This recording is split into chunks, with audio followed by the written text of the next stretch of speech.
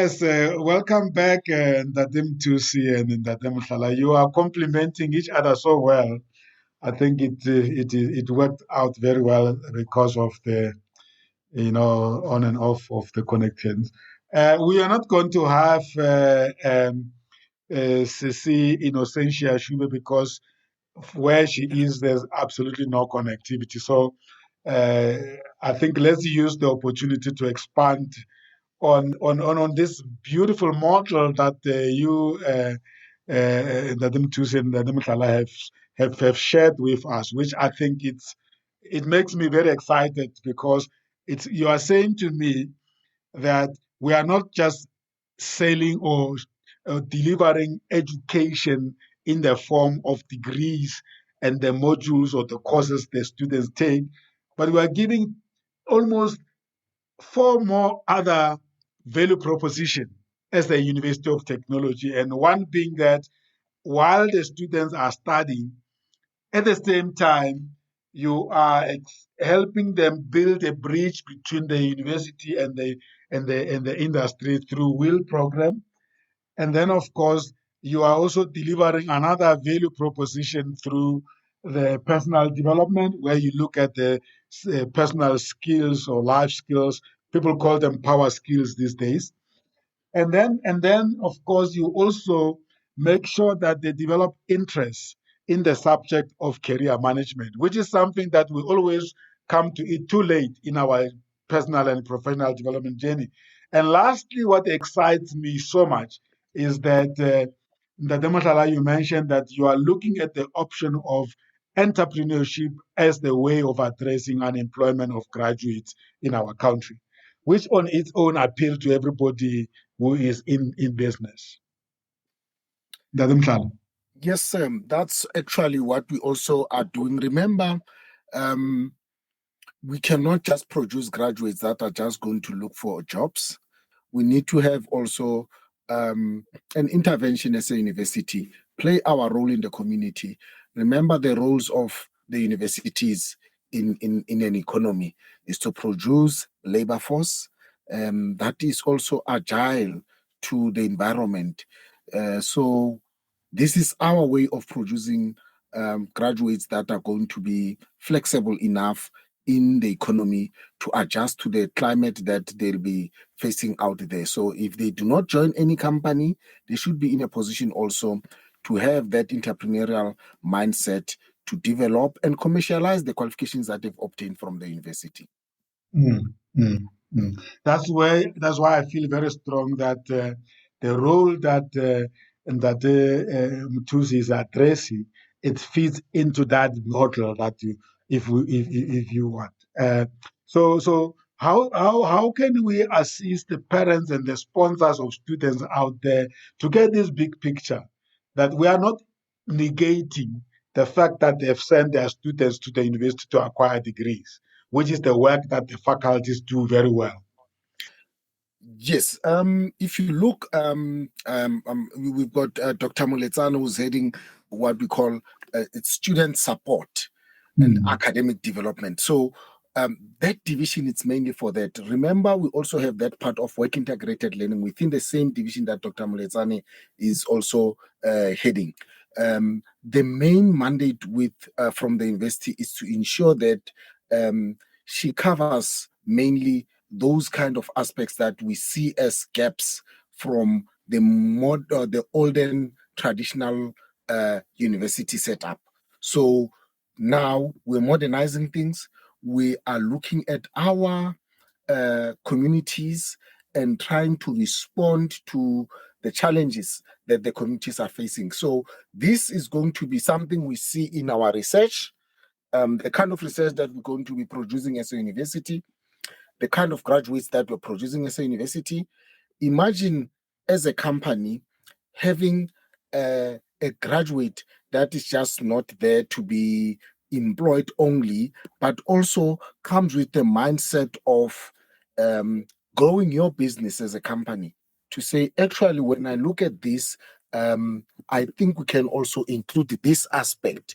Imagine having a university that comes up with models that can be used by businesses to solve solutions in the businesses, or even research that can be commercialized and start making a business sense and make money for businesses out there, or develop more jobs for the country and impact positively on the economy. That's the direction we are taking. So Dr. Eni Moletsane's direction, or a mandate as a department, is to ensure that we move in that direction. We produce graduates that are relevant to what we are as a country and maybe as a continent also. Yes. And Dr. Mothusi, I see your portfolio addressing primarily the personal development of students and also preparing them to be agile in terms of the career management. Did I hear that well? Yes. What we do is that when the students come in as the first year student, we have seen a gap that these students sometimes they don't understand what they're here for.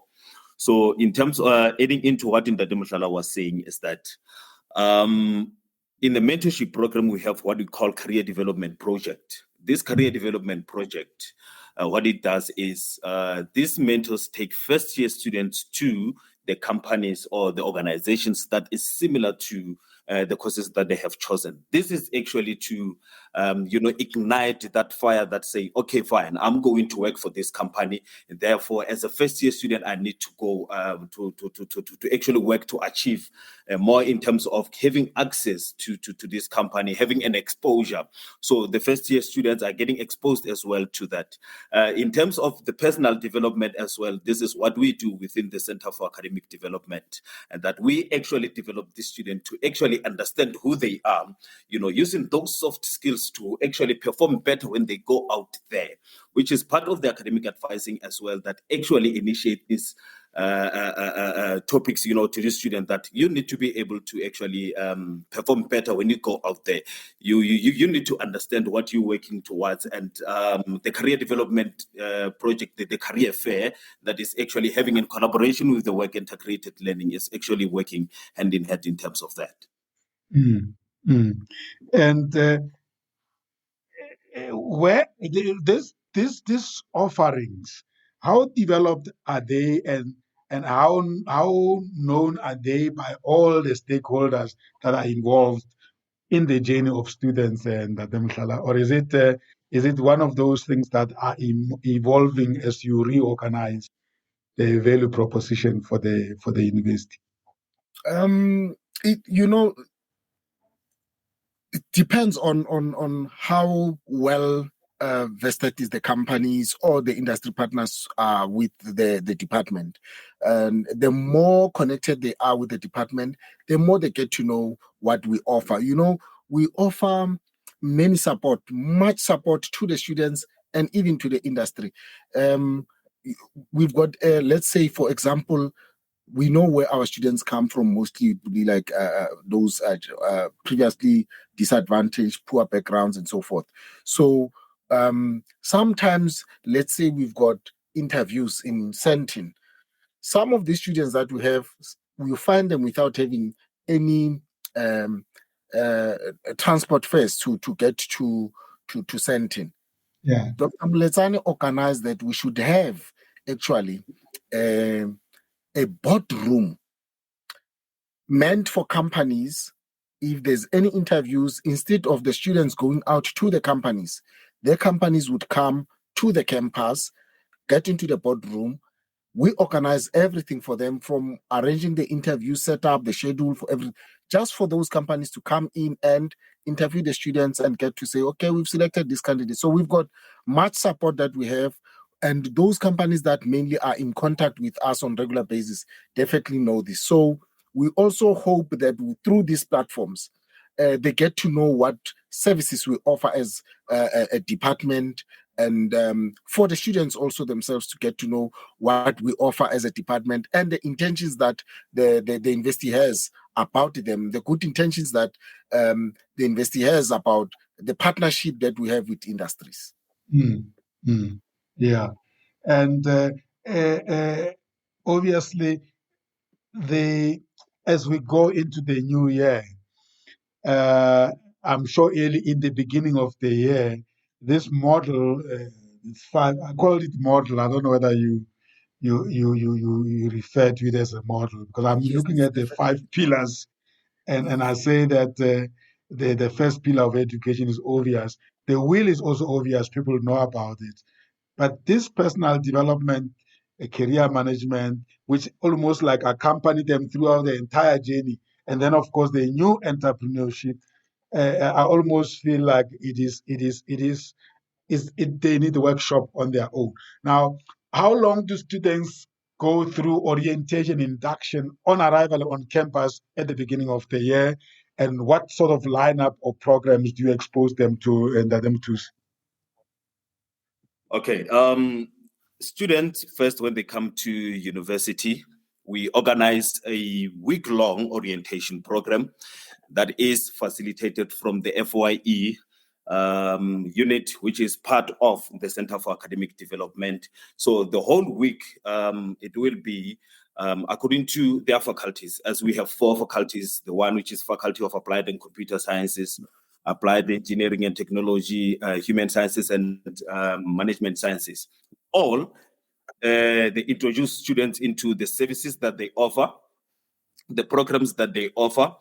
They meet their lecturers. In the second week, that's where now we have what we call academic advising success workshop. This is during the transition of this student. So that success workshop as well focuses on that personal development transition into the university. We don't want to overwhelm students with the information during that time, but we provided information that is quite necessary, because within the academic advising cycle, we have different topics that we focus on according to the student's journey. So during the transition, those are the quite topics that we discuss on. We're quite flexible, however, in terms of the topics that we discuss. But during orientation, this is what happened. And then after that, the second week of orientation, we have what we call other success workshops that happens throughout the year. So orientation is running within 2 weeks.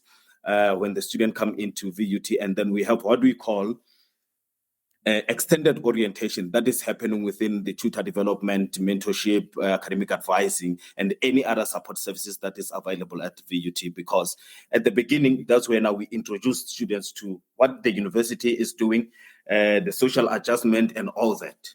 And that is happening the first week. So it's a light-hearted way of onboarding them, exciting them, and make them enjoy the transition into their new life. Yes. And we have what we call academic advising footprint. After the week-long success workshops that we conducted in the week 2 of orientation, now we take them into the field. We provide activities that are quite, social, but however, informational, in a sense that those activities, they need students to think, they need students to understand where they are. They need students to socialize with each other, and even get involved in a whole lot of activities that are happening within the universities. So what we do in that is more of creating that light, as you said, welcoming activities for these students. Is there any role for the alumni of the VUT to be involved in this first month? Yes, there is a role that alumni is playing, because that's where now they get introduced to what other students that have been there for VUT are doing outside, bringing them in to actually encourage these students that in these courses that you have taken, this is the career path that you're going to follow. So most of the student support services during orientation, they do play part, and even introduce and create an awareness in terms of the services that they offer within the university. You must be probably now tracing all the graduates of VUT that are running their own enterprises to support this new baby into the model, into the portfolio. Exactly. Actually, we've got several of our graduates that are definitely having their own businesses. They are already hosting our students for work integrated learning, and I know also that Dr. Mletsane would also is currently arranging some exchange programs that we do on entrepreneurship with the Sunarari University of Technology in Thailand, so which we already have a standing MOU around that. And like now also we're going to have that 8 weeks long online program for entrepreneurship through that Tensa. So this for us, it's the beginning of better things, beginning of ensuring that our graduates contribute definitely immensely to employability and also employing other graduates from the university and other universities out there. We've got one example of a guy who also underwent work integrated learning with a company somewhere in Witbank. And at the time, he was a student at the university, went there, started working with the company. And as we speak today, he's one of the directors of the company. And they're taking our students annually. So that's what we want to see our students doing going forth. So now we just need to deal with increasing the rate of such students. We need them be more out there than just having those few in those smaller corners there. We need to grow the circle now. And I guess also grow the number of industry partners to support the initiative. Exactly. We're looking at that.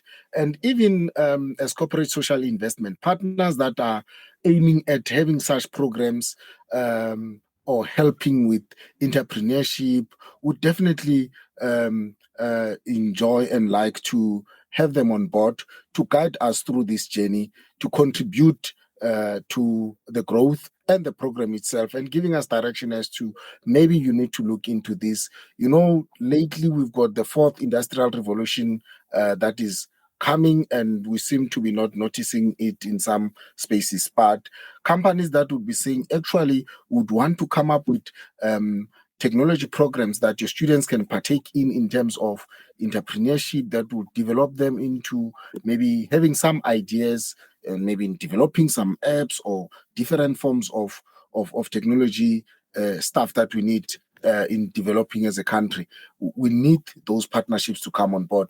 I know we'll have your companies like Microsoft doing such things, exploring, having students exploring. We need those partnerships on board. So if there's any company out there looking for such opportunities to partner with the university with an intention of developing entrepreneurial skills in students or in graduates or professionals that they would want to host in their companies, we are there as VUT. Our doors are open. Would definitely like to partner with them in pushing this revolution. Thank you. I know that Msala and Mthusi, that you guys are always very humble about what the university has already done. I mean, almost all of you are the graduates of the university who are driving now this student academic development support program. Is that helping in positioning the value proposition of the university in your view? The fact that you are the graduates of the university. It definitely helps because, you know, when you talk from a background of I've been there and I am here now, it's easier for you to even say to them, I think the gap is here because you know you've consumed the very same product these other students are consuming currently. So it's easier to say, I think our gap is here. And from what we have learned so far out there in the industry, this is what we need to do. Maybe because we didn't have this and that, maybe we need to add this into the curriculum or even just the services that we offer. So to a certain level, definitely it has that much impact, yes. Ndadem Tusi, Ndadem Shala has just mentioned the AI, basically the whole technology landscape that is confronting us, and we don't have a choice anymore. Within your portfolio, how do you address the gap that students come to the university with in terms of affinity with technology and even lacking basic fundamentals of working with technology? Yeah, what we do is that we have a unit of an e-learning where students they get the training in terms of how to use learner management system or any other technology that will enhance their learning.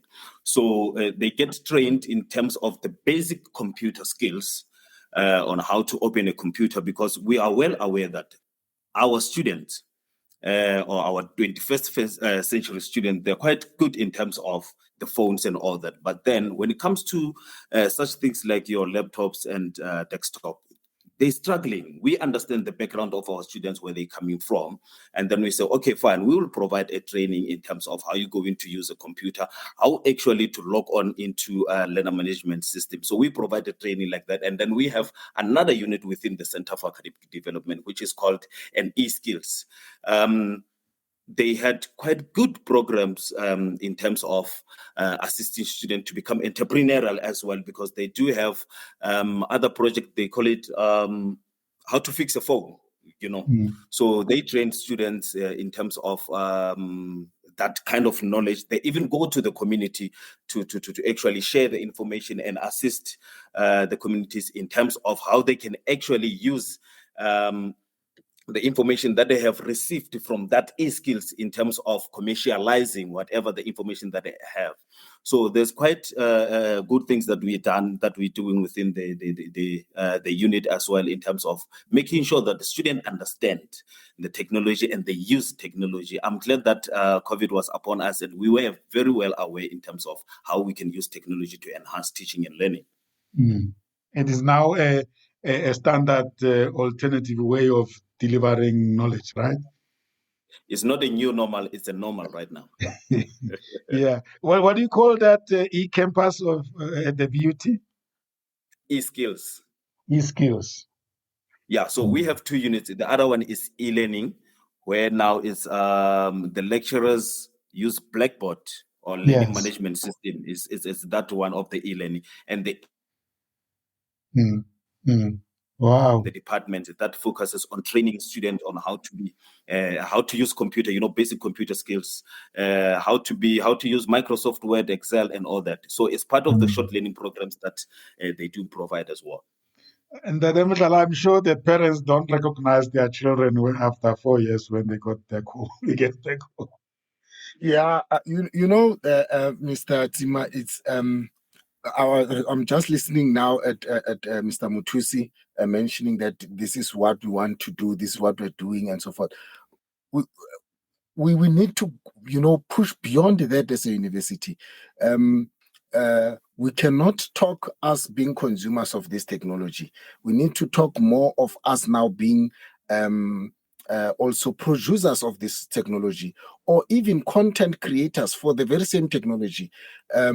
There's this, he spoke about smartphones. With this fourth industrial revolution, as a university, we need to look at where do we feature, how to contribute to that fourth industrial revolution. Are we just going to be consumers of this fourth industrial revolution, or we're going to contribute also in terms of content, maybe?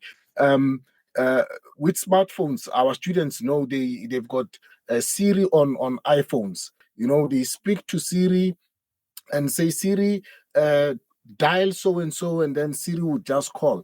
But now we know where we come from.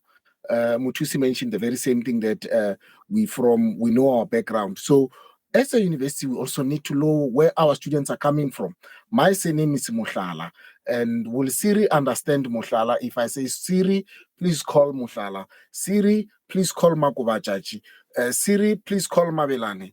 If I say, Siri, take me to Ngwana, will it be possible? Will it identify that accent? So are we not just consumers of this modern technology? We need to then, as a university, also position ourselves, partner with big companies to say, how do we contribute in our language? In the very same Center of Academic Development, we've got a Center for Languages. I think you'll be covering Madam Sentia also in the next coming sessions, where she talks more about the reading and writing skills that they also help the students with. So we need to now look into the languages, the African languages. How do we ensure that they also play part in this fourth industrial revolution, so that some that you always say, Mr. Zima, can also in Xhosa say something to Siri, and Siri responds in Xhosa and take Siri and take whoever user to a place in Lusikisiki as they would want to go to. So that's what we want to look into and go into as a university, and make sure our students contribute in these fourth industrial revolutions, but they don't come in as just consumers of this technology that we're having. Wow, you have mapped the future we are heading towards, indeed. Which faculty will be appropriate now of the 4 faculties when it comes to AI and the more new technologies? That would be the Applied and Computer Sciences Department, faculty, I meant to say. So we've got different divisions there. That would be your IT and so forth. But then, as a university, we've got the center also for what do they call it? More commercialization. Where as a university, we now are running a business enterprise now, not now academic, but business enterprise, where we come up with things. We've got 2 programs that as a university we do there, and which is the technology transfer and innovation unit. That's where we want to also include that part. So it will be the Faculty of Applied Sciences that will be relevant, and also the TTI division of the university, which is more on the commercial side of the university. And I'm sure that then, if the picture that you have painted then suggests that the type of support the students will need keeps on changing, and how do we prepare people like yourselves and everybody else to march at the same pace with the students and the changes that they are going to be experiencing going forward? Yeah, quite an interesting fact from Mr. Mashala there in terms of technology. And if we're only going to be the consumers of technology, unfortunately, we're not going anywhere. So what we do is we immerse ourselves into research and understanding how we're going to be entrepreneurial in terms of developing something that will work for the student. I was making an example some other time that why, as lecturers, that we need to be against the technology. We were talking about the chat GTP in terms of how it's actually how they discourage students to use chat GTP. And then I said, unfortunately, the lecturers need to understand the technology itself before they can actually discourage students to do that. Yeah. So in most cases, what I say is, as a lecturer, you need to be able to use technology for you to actually let your student to use technology. If the student are using ChatGPT, you as a lecturer, you need to be able to use ChatGPT. So in most of the time in the workshops or the conferences that we go into, we understand how other universities are actually implementing some of this technology and actually making their own student to implement some of the technologies that they're using. I was having one mentor in my office 3 weeks ago. He wanted to develop an app in terms of how to check plagiarism. And I said to him, how will your app be unique from Turnitin? Because we do have Turnitin that actually works in terms of identify plagiarism. So you need to make sure that yours is unique in terms of that. When we adopt that technology, it can actually work wonders. You know, we have a whole lot of systems that are quite been implemented out there, but other students in terms of how can we assist them coming up with something unique, coming up with something new.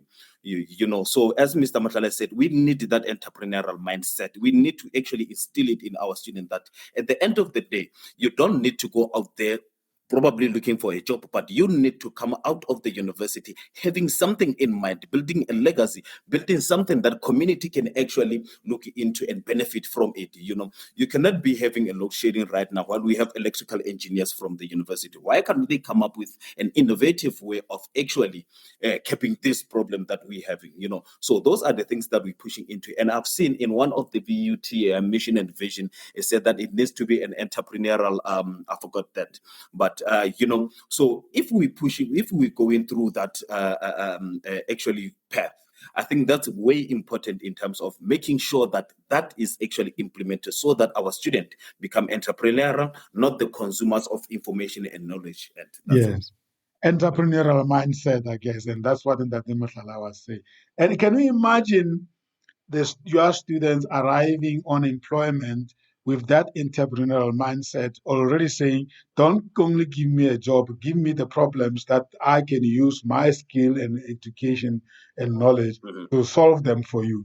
I mean, that's a total different ball game altogether. Definitely, I know you are into coaching. You know the different kinds of employees you'd have. You'd have those kind of employees that are we call them wheelbarrow kind of employees that you need to almost push them for things to happen.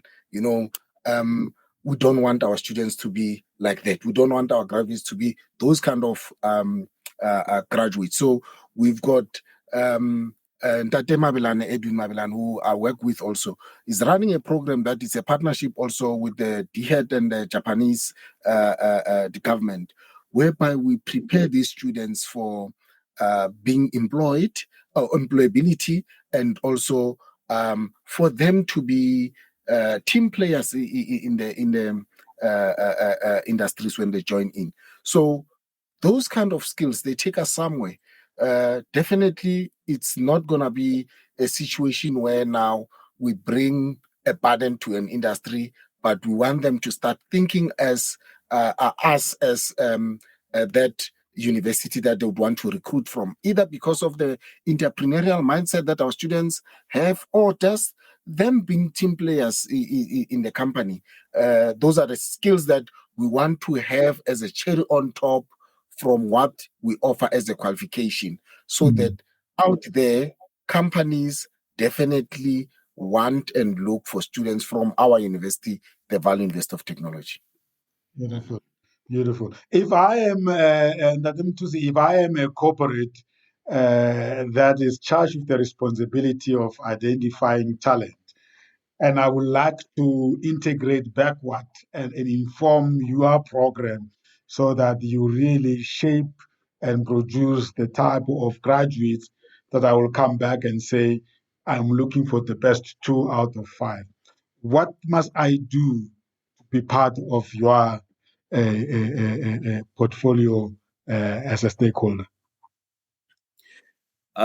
In terms of that, what we do is we never had something like that in before, but I guess there's a quite good intake that we really need to think of, because what we do on our side is just to provide support to students, basically from Mr. Mhlala's unit. That's where now it's having that partner business in terms of what is it that that they are looking for, so that on our side, when we provide support to the student, we actually working towards what those companies are looking at. I'll make an example in terms of one of the mentors. He's has been sent to an in-service.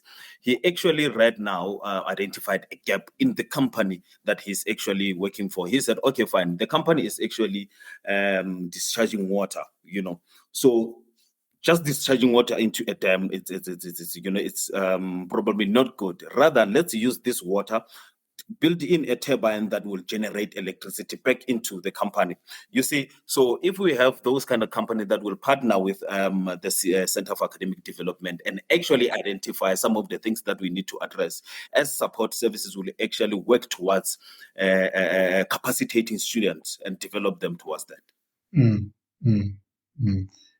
Indeed, it is really it's a changing world that we are really in, and that and I'm sure it's becoming clearer now, as Tate Mothusi said earlier on, that actually all of you and all these units, including the faculty, are sharing one common thing, and that is the well-being and the success of the student. In other words, the center of everything is the student. The student is our client. Is there that understanding and appreciation and alignment of all the stakeholders that we have mentioned up to so far, or is that work in progress? What would you say? We definitely have that understanding, not only in our division, but in the whole university. We are student-centered, and that's what we preach throughout, and so are our services. If you can look at them, they're just student centered. If you look at the title of the department and you look at the interventions that we already have, even if you were to listen to all other podcasts that we do as through your platform, sir, and also what Dr. Muletsane is preaching out there, you can definitely pick up that actually we are student-centered. And that's the message that it's well known across the university, across the division itself. Beautiful. Mothusi, if you had a magic wand, what do you want to see happening on campus for all your students through your portfolio? If we had everything we need, what would you want to see happening? I think the goal would be to create a campus environment that nurtures the growth, the development, and the success of students. Because setting a strong foundation for the entire university journey and beyond starts with the programs that we offer that support the students. So it speaks to that student-centeredness. In other words, they need to flourish by being on campus. Yes. Wow, beautiful indeed. It's as I said, it's a blessing in disguise that we had the whole time just dedicated on your portfolio. We'll have another time, probably at the end of this month, the last Friday, Wednesday of the month, that we could bring Sisi Innocentia Shube to really take us through the writing centers, or you call them writing lab. Again, a very, very crucial part of personal and professional development of the students. We're left with 15 minutes, and I want us to wrap this very nicely by reflecting on what do you think we've generated here as insights for somebody else that is listening to the show and somebody else that will be listening to the podcast. Because we want that Demoshla through these monthly conversations to really create package information that will really help even the students to become going forward. So maybe if we can reflect, maybe starting with you and Mothusi, what will you say are the messages that we have confirmed through this conversation up to so far? Yeah, I'll say we can be notified that Center for Academic Development focuses on holistic students' development, not only on one aspect of student development. So we are holistic and we need to actually be taken in that way. So the student, when it comes to into VUT, we look at it into a holistic human being and we see how we're going to actually support this the student going forward. So, I believe in terms of other activities or initiatives that we need to provide is looking into what Mosala has said, that we need to have that entrepreneurial aspect of what we do, so that at least when the student get out of the university, they can actually be something for themselves and the community as well. And actually, one of the important thing is introducing the student early at the beginning of their academic journey into the career and the companies that probably we will be wishing to work into. That's quite important, as well as focusing more into research and understanding what is it that we can actually introduce or employ from a research perspective, because at the end of the day, if you don't understand, if you don't do research, unfortunately, we'll be going into a direction that will lead to an unknown. So if you research and come up with something new, at least will assist in terms of going forward. Beautiful. What are you taking away for yourself and them to? I mean, at the end of the day, I hear the passion in you and the focus you are giving on students. But you also have a career that you are managing. How is this portfolio helping you achieve your career ambitions? I didn't know that I have a passion for students up until I joined the Center for Academic Development. So I think I'm learning quite good in terms of me as a person, what I need to develop, what I need to understand for myself in order for me to assist other person. So it's more of what is it that I need to do to actually enhance my an understanding of student support. That's my take into that. And I mean, you say that you are studying further, you're doing your PhD in education management. It looks like you have met your calling and your purpose in life, isn't it? Unfortunately, not. There's no stopping to learning. Yeah. So you need to learn further and publish articles, engage into different conversations, because at the end of the day, to enhance someone or to enable someone's epistemological access, you need to be able to participate fully into that discipline. So that's what I'm doing.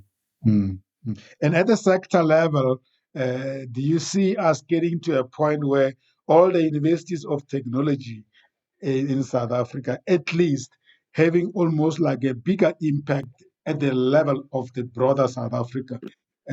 Of course, there will always be uniqueness for each one of them. Will that be one of your ambitions through this portfolio? One thing I would say is, why are we called universities of technology while we're not even implementing technology? So we need to actually start implementing and having, those innovative ideas and creative ways of having an impact into the entire society. And even, using what we called as the University of Technology. Not that now we'll be having load shedding and we don't know what we need to do. So we need to implement such. And I agree fully with Mr. Mashala. We need to have that kind of entrepreneurial mindset. And that's actually what I'm having in mind going further. Beautiful. Thank you so much. Dada Mashala, your closing remarks. What has been confirmed for you? What are you taking away from this conversation? Mainly what I would want to maybe wrap up as our main message for the day to all our listeners is that they should look at VUT, or the Value Investor of Technology, as a student-centered university, concerned about employability of our graduates, and that we are developing our students to have that entrepreneurial mindset. And the fact that we are still looking for more industry partners to join us, to work with us in ensuring that we contribute meaningfully to the society and the economy. And what I've taken as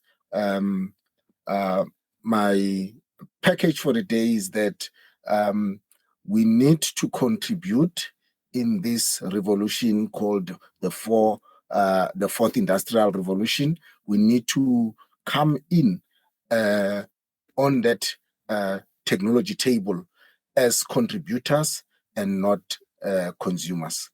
Thank you, sir. Yeah. Beautiful indeed. Indeed, yeah. No, thank you so much. I'm glad we did not rush to end our conversation just because we had challenges in the first session, as in that Edwin Mavilani is commenting on the WhatsApp group that the second session has been quite much better and stable, and I agree with him, and I think the message has come out nice and clearly. I really look forward to continue this conversation on the last Wednesday of the month. I think that will be the 27th, if I'm not mistaken, of September. And I think, in my view, we should be bringing Ceci Innocentia because she was supposed to be with us today. I hope she will be available. Yes, that will be the 27th and of this month, and probably we'll have one of our anchors and mentors coming on board to anchor the conversation, as is our practice. Normally, the industry partner. Last time we had Sylvia Mamorare doing that, and we'll have more others, and hopefully she will also come back. So yeah, so I'm glad we could share this valuable information with our listeners and potential students out there, and of course the industry partners. We are inviting them to come on board.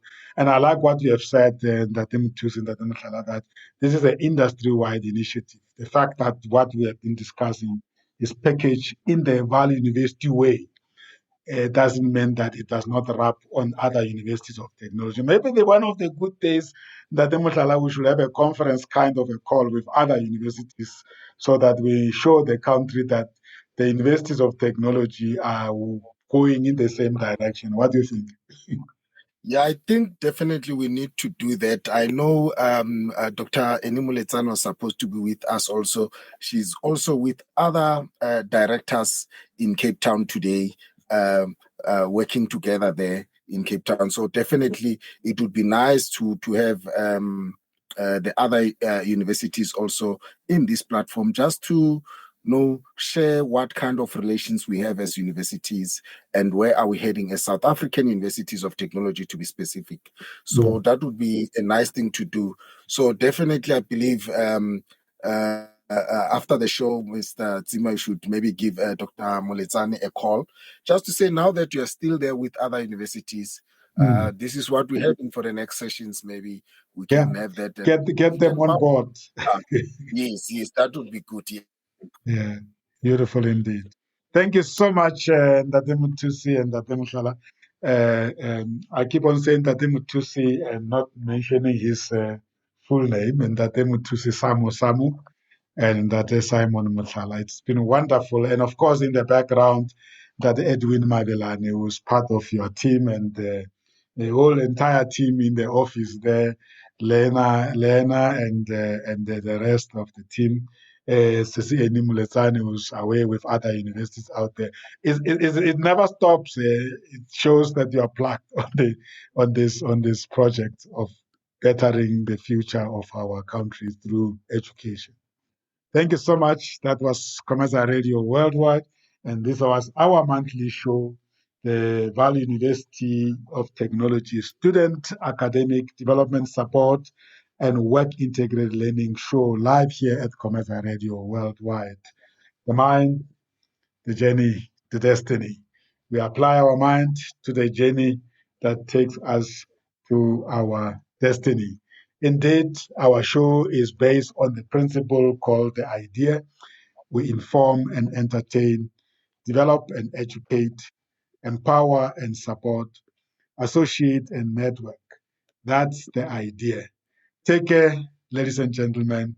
Until we meet again, it happens on the last Wednesday of the month, except in December and January. So don't forget, 27th of September, we will be back, same time, and we'll be having some other subject matter experts from the university taking the discussion forward. And as suggested, we'll ask our leader, Dr. Enimuletsane, to talk to other universities of technologies to say that they are invited to join us on this platform and hold hands to better our country. In the weight of Ndate Mothusi and Ndate Simon, we shouldn't be having load shedding when we are producing knowledgeable students. That should be actually suggesting solutions through research work. We have set that as a target. It's a very tall order, but I know long term we'll get there. Thank you so much. You take care. And Ndate Simon and Ndate Mothusi stay behind in the studio as we say goodbye to our listeners.